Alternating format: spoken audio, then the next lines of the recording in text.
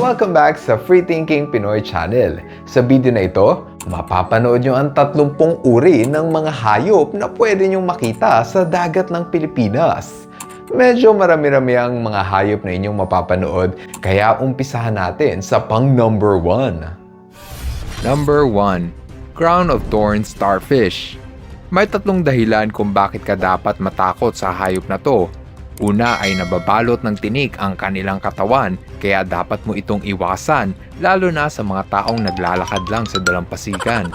Pangalawa ay ang lason at kemikal na nakadikit sa kanilang panusok na siguradong magpapadugo at magpapasakit sa iyong sugat. Pangatlo at ang pinakamalala na siguro ay ang mapaminsala nilang behavior. Paborito nilang kainin ang mga corals, kaya madalas mo itong makikita sa mga coral reefs.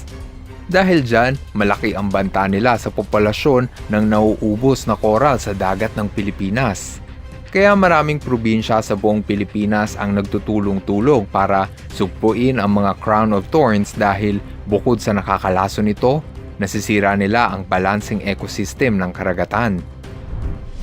Kung may matindi kang takot sa mga uod na kayang kumain ng tao, malamang ay tumaas ang balahibo mo sa isang to. Sila ang tinatawag na bobbitt worm. Hindi gaya ng sa pelikula, hindi ito mapanganib sa tao. Pero sa anyo at laki ng kanilang ipin, siguradong mangingilabot ka. Kaya nilang hilain papasok sa kanilang lungga ang anumang isda, malaki man ito, gaya ng pufferfish. Wow! At gaya ng malaking pugita. Sa sobrang lakas at talas ng kanilang mandible, kaya nilang hatiin sa dalawa ang isang buong isda. Imagine kung naglalakad ka sa tubig at may natapakan kang ganito. Diba ang scary? Hindi lang yan, kaya pa nilang humaba ng 9 na talampakan. Gayunpaman, hindi ito mapanganib sa tao. Parang ang hirap paniwalaan, diba? Pangatlo sa listahan ay ang mga helmet urchin. Karaniwan mo silang makikita nakadikit sa bato at mukha namang hindi mapanganib. Huwag ka nga lang magkakamaling baliktarin at tatambad sa iyo ang nakakatakot nitong anyo. Wow! Parang hindi mauubusan ng nakakatakot na hayop ang ating bansa. Maski ako hindi makapaniwala na may ganito palang nilalang. Mukha silang alien na nanggaling sa planeta ng Avatar. Yung nakikita mong maliliit na galamay, ginagamit nila yan parang suction cup upang makakapit ng mahigpit sa bato. Wala silang panganib na dala sa mga tao. In fact, tayo ang dapat nilang katakutan. Sa ibang lugar gaya ng Hawaii, madalas itong kinukolekta at kinakain. May kita ang lahi nito sa buong karagatan ng Pilipinas, lalo na sa may mabato at may malakas na alon. Ang susunod sa listahan ng nakakatakot na hayop ay ang mga horseshoe crab. Mas kilala ito ng mga taga-Palawan sa tawag na barangkas. Mukha silang alimango na pinaglihi sa helmet. Ang anyo nila ay nakakatakot dahil sa kanilang 10 matulis na paa na para bang masakit manipit. Sa kanilang mala-dinosaur na anyo, walang matinong tao ang kayang humawak nito. Oops! Pasensya na, meron palang matinong tao kaya gawin to. What I mean is, walang matinong tao ang kayang kumain nito. Wow! Sorry, my mistake. Meron palang kayang kumain nito. I guess pwede mong gawin lahat ng gusto mo sa mga barangkas. You just go crazy with ideas. Ginagamit din kasi sa paggawa ng bakuna ang dugo ng mga horseshoe crab. Marami ang hindi nakakaalam sa malaking papel ng horseshoe crab sa paggawa ng bakuna laban sa COVID-19. Kinukolekta ng malalaking kumpanya gaya ng Pfizer at Moderna ang dugo nito. Wow, I'm impressed. Malaki pala ang pakinabang ng mga tao sa kanila.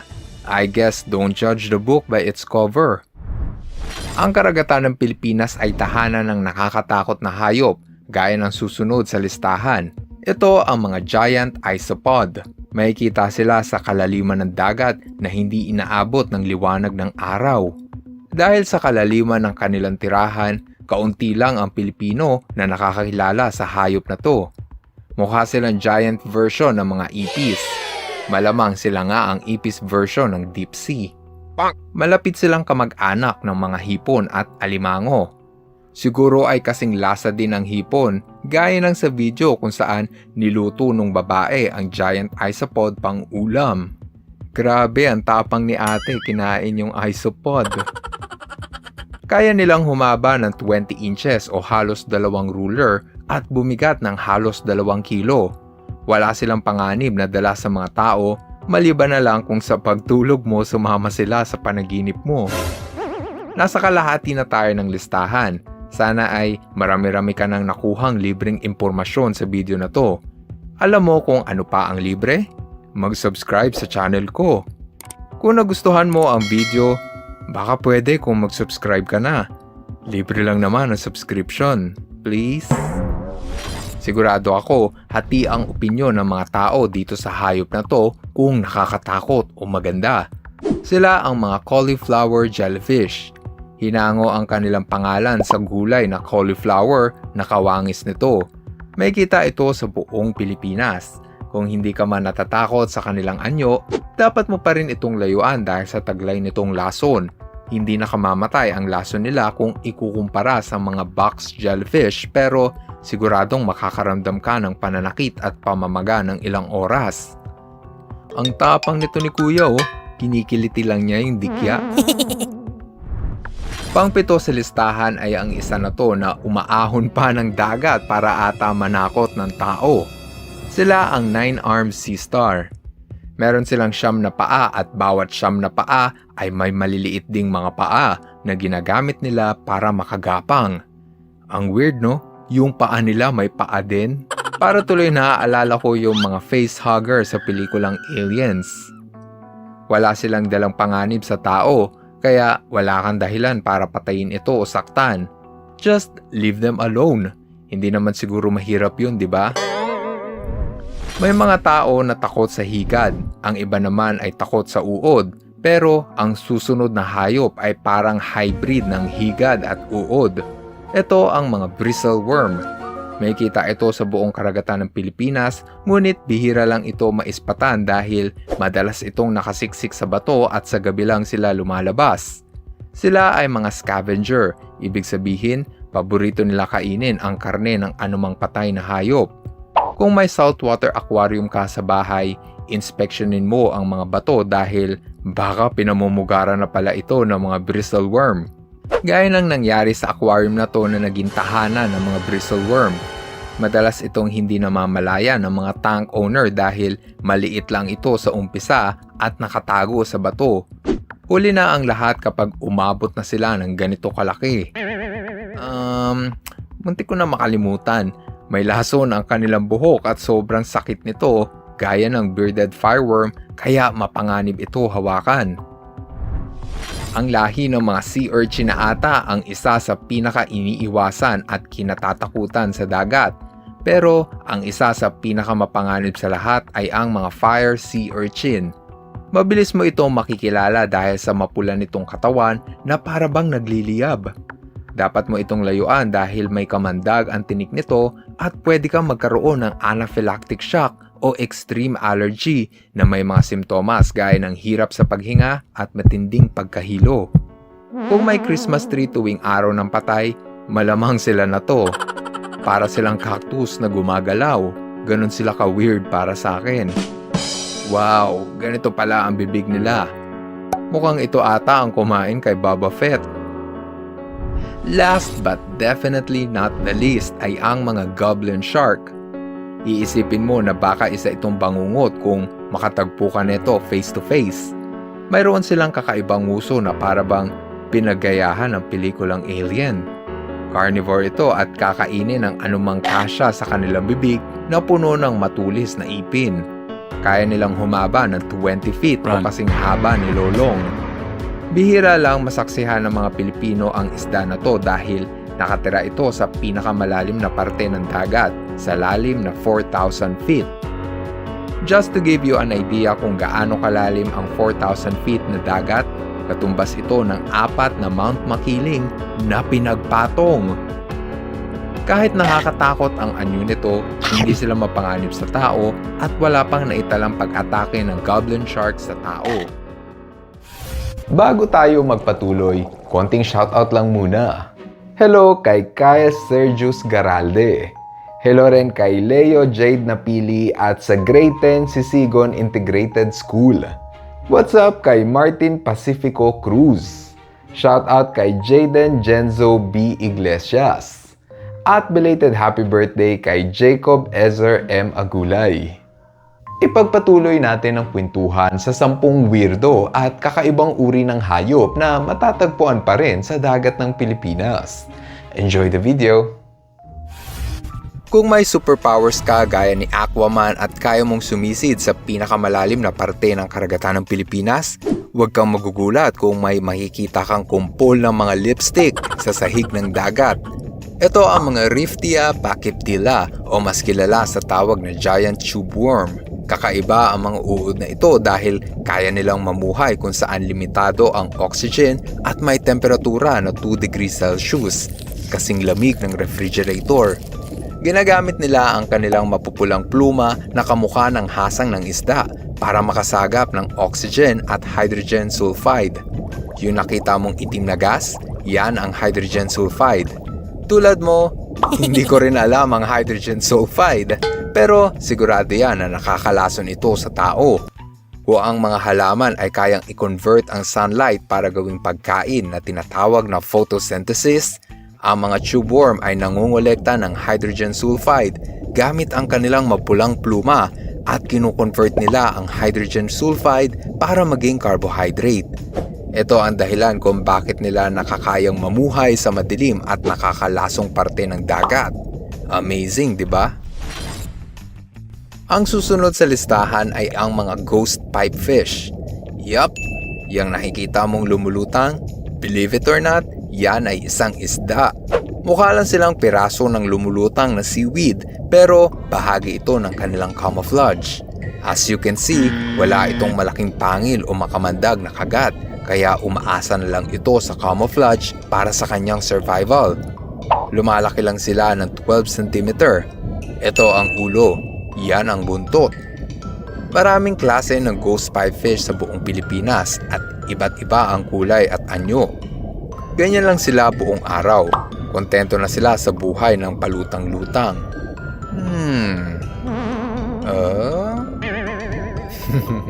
Nakakainggit. Parang easy lang ang buhay ng pipefish. Kung easy lang ang buhay ng mga pipefish, ang susunod sa listahan ay palaging kabado sa mas malaking isda. Kaya natutong magpalit ng kulay para mas makapag-camouflage. Ito ang mga mimic octopus. Sila na siguro ang master of disguise sa animal kingdom. Kadalasan silang paboritong kainin ng mas malalaking predator at nasa bottom of the food chain. Tinawag silang mimic octopus dahil sa galing nito manggaya ng ibang hayop para lang makaiwas sa predator. Kaya nilang gayahin ang makamandag na sea snake. Sisiw lang sa kanila ang paggaya sa mapanganib na lionfish. Minsan, trip nilang gayahin ang mga pagi or stingray. Wag naman sana silang matuto manggaya ng tao. Siguradong bangungot yun pag nagkataon. Pang-apat sa mga weird na hayop sa dagat ay ang mga nautilus. Isa ito sa mga prehistoric animals sa dagat dahil hindi nagbago ang forma ng katawan nila kahit 500 million years na ang nakalipas. Can you imagine? Panahon pa yun ng dinosaur. Bumagay sa kanila ang pangalan ng nautilus dahil sailor ang ibig sabihin nito sa Latin. Kung hahatiin mo sa dalawa ang kanilang shell, which I don't recommend dahil masakit yon sa nautilus, makikita mo na maraming compartment ito sa loob. Iniipon kasi nila ang hangin sa loob at nilalabas nila sa kanilang butas para makalangoy sila kung saan nila naisin.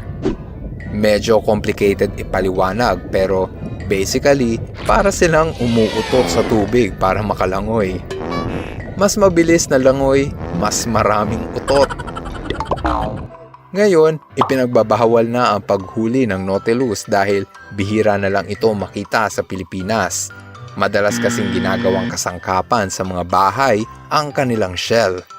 Sa libro na sinulat ni Antonio Pigafetta noong 1550, ibinahagi niya ang kakaibang karanasan niya sa paglalayag sa dagat ng Pilipinas. Madalas kasi siyang makakita ng pusit sa bubong ng kanilang balsa Marami ring mandaragat ang nakapag-report na may nakita silang pusit na lumilipad.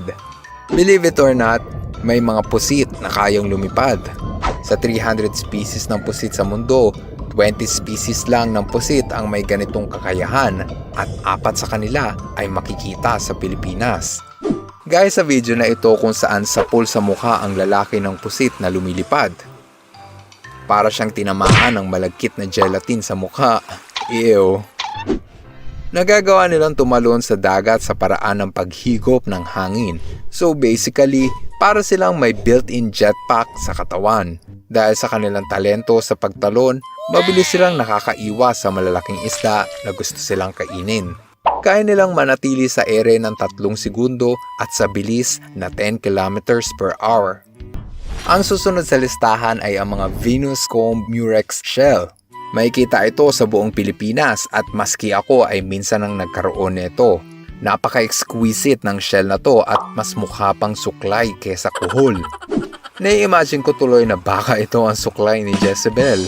Kung bibilangin mo ang tinik nito, aabot ito ng 100. Delikado ito pag natapakan. Pero kung isa kang conchologist at hilig mo ang pangongolekta ng shell, siguradong gaganda ang araw mo pag nakakita ka nito. Pang-7 sa listahan ay ang mga Kufus polythalamia.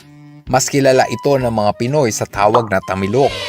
Isa itong uri ng shipworm na kabilang sa pamilya ng bivalve.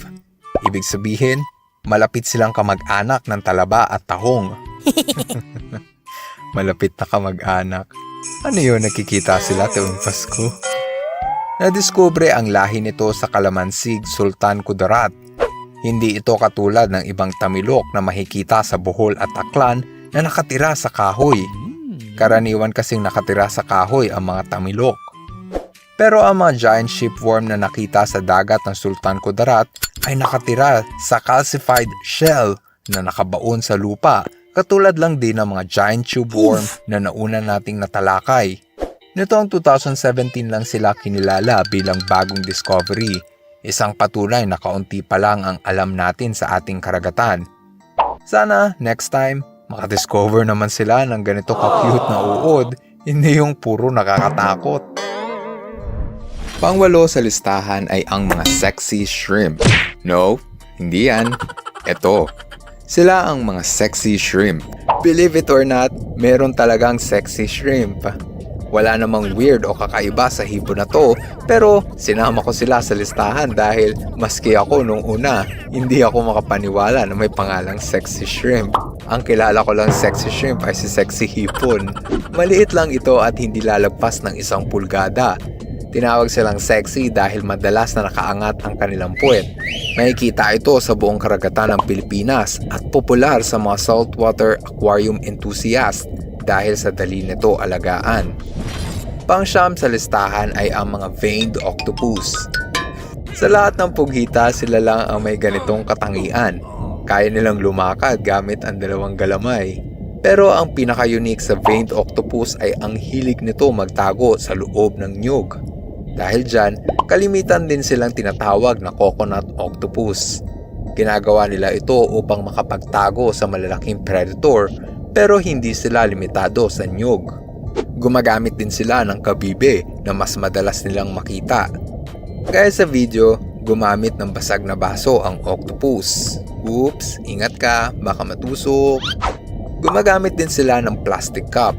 So basically, ginagamit nila ang halos lahat ng makita nila kahit basura pa ito. Ang cute! Although hindi yan open invitation na magtapon tayo ng basura ha. Dahil dyan nakakapagtago sila sa mas malaking isda na gusto silang kainin.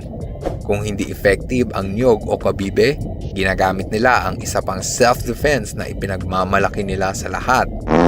Umutot ng tinta. Wow! Nakaka-proud ang talent nilang umutot. World class. Ang tatapos sa listahan ay ang mga variable neon slug. Napaka-weird ng uod na to lalo na kung first time mo sila makikita. May 3,000 species ng sea slug sa buong mundo pero ito ang pinaka-paborito ko. Grabe, wala akong masabi sa uod na to. Kaya ko silang panuorin buong araw. Ang tawag sa dalawang nakatayo na yan ay rhinophore. Hindi yan tenga, yan ay ang kanilang ilong. Ginagamit nila ito upang makahanap ng pagkain. Malakas kasi itong sumagap ng amoy kung saan nagmumula ang pagkain. O ano, medyo nabitin kayo sa kwentuhan, no? Huwag kayong mag-alala dahil ang susunod nating listahan ay tungkol sa mga magaganda at cute na hayop na matatagpuan pa rin sa dagat ng Pilipinas. Siguradong kaaaliwan nyo at kapupulutan nyo ng mga bagong kaalaman ang susunod nating listahan. Eto at panuurin nyo. Number 1 sa listahan ay ang napakagandang Blue Dragon Sea Slug. Ang mga hayop na to ay makikita sa buong Pilipinas. Sobrang kakaiba ang hayop na to at hindi mo aakalain na kabilang pala ito sa pamilya ng mga uod. Kapag nakakita ka nito, huwag kang masyadong ma-excite at hawakan agad ito. Nagtataglay kasi ito ng lason na kayang makapaminsala sa balat ng tao. Nakukuha nila ang lason sa pagkain ng makamandag na Portuguese man of war. Sa tuwing kumakain sila nito, naa-absorb ng mga Blue Dragon ang lason ng man of war. Isa pang kakaibang katangian ng mga Blue Dragon ay ang paglutang nito sa dagat. Hindi gaya ng ibang sea slug na gumagapang sa dagat, ang mga Blue Dragon ay pelagic at madalas mong makikitang lumulutang. Lumulutang ito sa paraan ng paghigop at pag-imbak ng hangin sa tiyan. Para makakilos, ginagamit nila ang kanilang serata o yung cute nilang galamay. Kung paborito mo si Dumbo sa Disney animated movie, baka magustuhan mo ang pambihirang pugita na to. Sila ang tinatawag na Dumbo Octopus. Katulad ni Dumbo sa pelikula, ginagamit nila ang kanilang tenga upang makapunta sa anumang direksyon. Actually, hindi naman talaga ito tenga at hindi ito nakakarinig. Meron silang malaking mata pero hindi rin nila ito masyadong nagagamit. Ang kanilang galamay ay ang nagmimistulang mata at tenga dahil meron itong mga suckers na mabilis na nakakadetect ng pressure o anumang pagbabago sa tubig. Isa ito sa pinaka-cute na hayop sa mundo at pinakabihirang makita. Makikita lang kasi ang mga Dumbo Octopus sa lalim na 10,000 feet. Kung tutuusin, may 15 species ng Dumbo Octopus sa buong mundo at 2 lang dito ay makikita sa Pilipinas. Number 3. Flamboyant Cuttlefish. Ang pusit na to ay makikita sa dagat ng Indo-Pacific, kabilang na ang Australia, Indonesia at Pilipinas. Pinakamadalas silang namamataan sa rehiyon ng Visayas. Sobra mo itong kagigiliwan dahil sa balat nitong nagbabago-bago ng kulay. Maraming dahilan kung bakit ganito ang kanilang kulay. Una ay komunikasyon. Nalalaman ng mga cuttlefish kung galit ang kapwa nilang cuttlefish depende sa kulay nito. Pangalawa ay self-defense. Kilala na kasi ng mga malalaking predator na huwag silang kakainin dahil, believe it or not, ang mga flamboyant cuttlefish ay nagtataglay ng lason. Ang lason sa kanilang katawan ay sapat upang pumatay ng tao. Kaya kung mahahakita ka nito, huwag mo silang kakainin. Sa ganda ng hayop na to, mukha silang lumalangoy na bulaklak ng orchid. Ang pang-apat sa listahan ay ang magagandang balahibo na ito. Sila ang mga Christmas tree worm. Mahirap paniwalaan pero ang mga hayop na to ay kabilang sa pamilya ng mga uod. Makikita ito sa buong Pilipinas lalo na sa dagat na maraming corals. Ang mga Christmas tree worms ay ciliary feeders. Ibig sabihin, ginagamit nila ang kanilang cilia o yung maliliit na buhok para makakuha ng pagkain. Inilalatag nila ang kanilang makulay na Christmas tree at hinahayaan nila ito makasagap ng pagkain gaya ng lumulutang na plankton at nabubulok na karne. Hindi kasi ito umaalis ng bahay kaya umaasa lang sila sa ganitong paraan para makakain. Sa tuwing may panganib sa paligid, mabilis nilang tinutuklap ang Christmas tree para itago. Sobrang ganda ng mga hayop na to kaya madalas silang binibenta sa pet shop, pampaganda ng aquarium. Number 5. Feather Star. Sila ang mga kaaya-aya at kamangha-manghang hayop na kabilang sa pamilya ng mga starfish at sea urchin.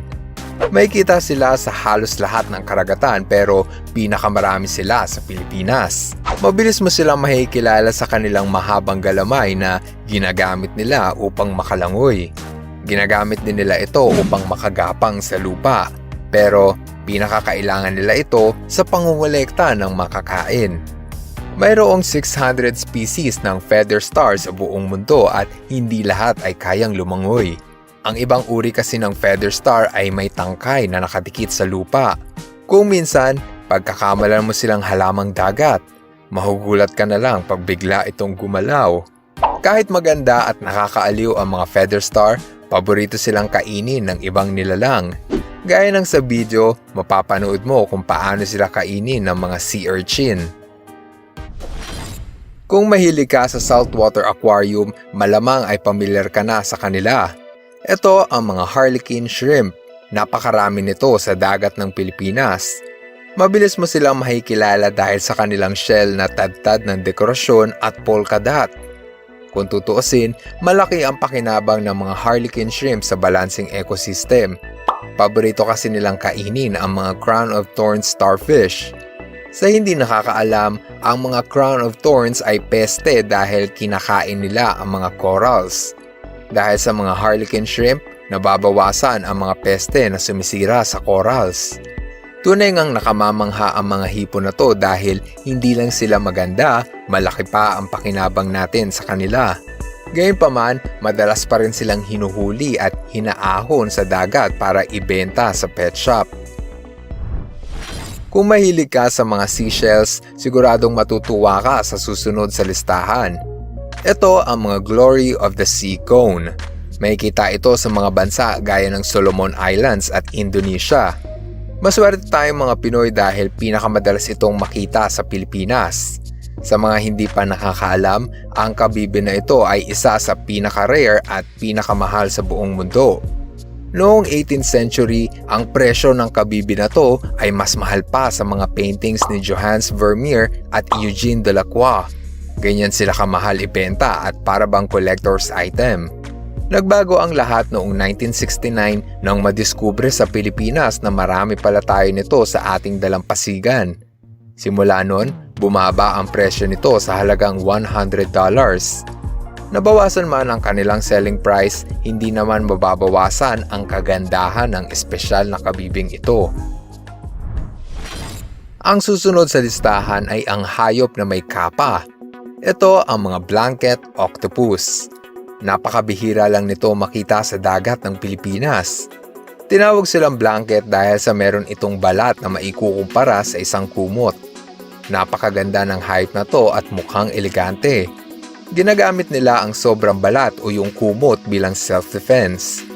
Sa tuwing may lalapit sa kanila na predator, nilalatag nila ang kanilang kumot para magmistula silang malaking hayop. Dahil dyan, nai-intimidate ang mga hayop na may masamang balak sa kanila. Dahil sa ganda ng kanilang anyo, mukha silang mga diyosa ng karagatan. Ang sarap nilang panuurin, parang hindi sila nakakasawa pagmasdan. Ang mga hayop gaya ng blanket octopus ay isang patunay na marami pa tayong dapat malaman sa ating karagatan. Number 9. Striped Pajama Squid. Ang cute na squid na to ay makikita sa buong Indo-Pacific ngunit bihira lang maispatan sa Pilipinas. Kalahi ito ng mga flamboyant cuttlefish na una na nating natalakay. Meron ding itong lason kaya huwag kang magkakamaling hawakan o kainin ito. Mabilis mo silang makikilala dahil sa kanilang black and white na stripes sa buong katawan. Gaya ng ibang cuttlefish, kaya nitong magpalit ng kulay depende sa kanilang mood. Maliit lang ang mga hayop na to at humahaba ng 2 pulgada. Gayunpaman, hindi ito balakid para makahuli ng prey. Para makahuli ng makakain, ibinabaon nila ang sarili sa buhangin tsaka sila maghihintay ng dadaang isda. Ang tatapos sa ating listahan ay ang uod na nagkalat sa dagat ng Pilipinas. Ito ang mga sea slug. Mayroong 6,000 na uri ng sea slug sa mundo at 1,000 dito ay makikita sa Pilipinas. Madalas itong picturean ng mga underwater photographer dahil sa taglay nitong ganda. Ito ang mga uod na masarap pagmasdan. Ginagamit nila ang kanilang matingkad na kulay bilang self-defense. Sa mundo ng mga hayop, ang pagkakaroon ng matingkad na kulay ay sinyales o babala ng pagkalason o di kaya ay hindi kaaya-ayang lasa. Dahil dito, hindi sila mainit sa mata ng mga predators at malalaking isda. Gaya ng ibang nilalang sa dagat, malaki ang papel ng mga sea slug sa pagpapanatili ng balanseng ecosystem. Maraming hayop sa ating karagatan na mukhang maganda at mukhang nakakabilib. Pero dapat nating alalahanin na ang bawat hayop ay may papel sa ating kapaligiran. There you have it guys, natapos na natin ang listahan. Sana ay kinapulutan mo ito ng bagong kaalaman na pwede mong ibahagi sa iyong kaibigan at pamilya. Sa totoo lang, maganda ang Pilipinas hindi lang dahil sa dalampasigan at kabundukan, kundi sa mga nilalang na kasama nating namumuhay ng mapayapa. Salamat sa iyong panunood. Now see you guys on my next video. Ka-FTP viewers, thank you so much sa panunood mo na aking video. Kung nagustuhan mo ang video na ito, subscribe na sa FTP channel. Don't forget to hit the bell button para updated ka sa mga bagong videos. Paalam!